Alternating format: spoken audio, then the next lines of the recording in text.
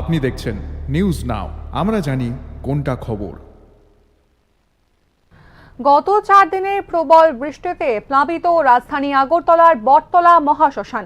শ্মশানের ভেতরে একেবারে জল থই থই অবস্থা। কোনোভাবেই এই পরিস্থিতিতে দাহ করা সম্ভব হচ্ছে না বলে জানিয়েছেন শ্মশান কর্মীরা। যেমনটা আপনাদেরকে জানাচ্ছি যে গত 4 দিনে যে প্রবল বৃষ্টি হচ্ছে তাতে গোটা রাজ্যের সঙ্গে রাজধানী আগরতলাও প্লাবিত। এবারে একেবারে আগরতলার বটতলা মহাশ্মশান, সেখানেও জল থই থই অবস্থা। কোনোভাবেই এই পরিস্থিতিতে দাহ করা সম্ভব হচ্ছে না বলে জানিয়েছেন শ্মশান কর্মীরা। তাকে বলছেন শুনব।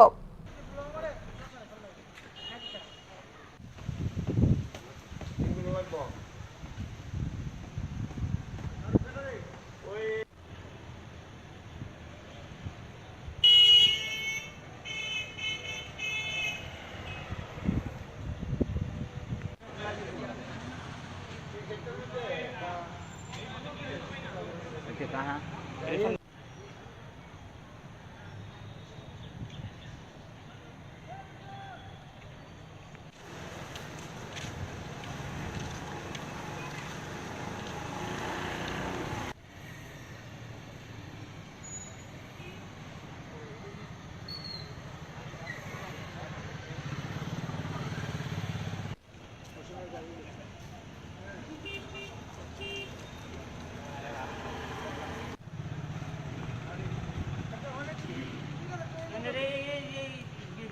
থাকলো করলাম ছড়া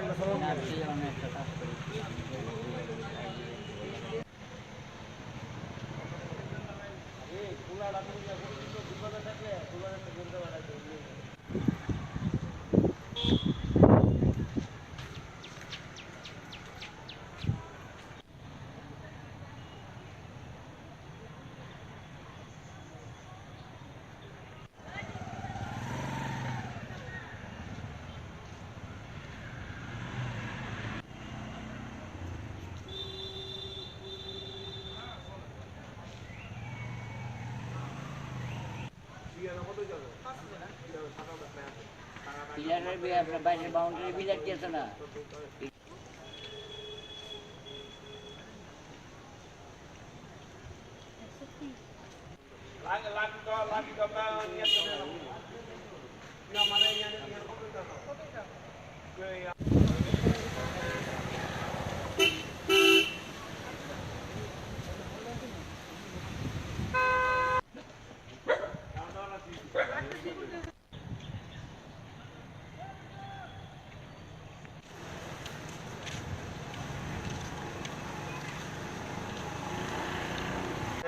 মানে গত পরশুর থেকেই জলটা বাড়তেছে।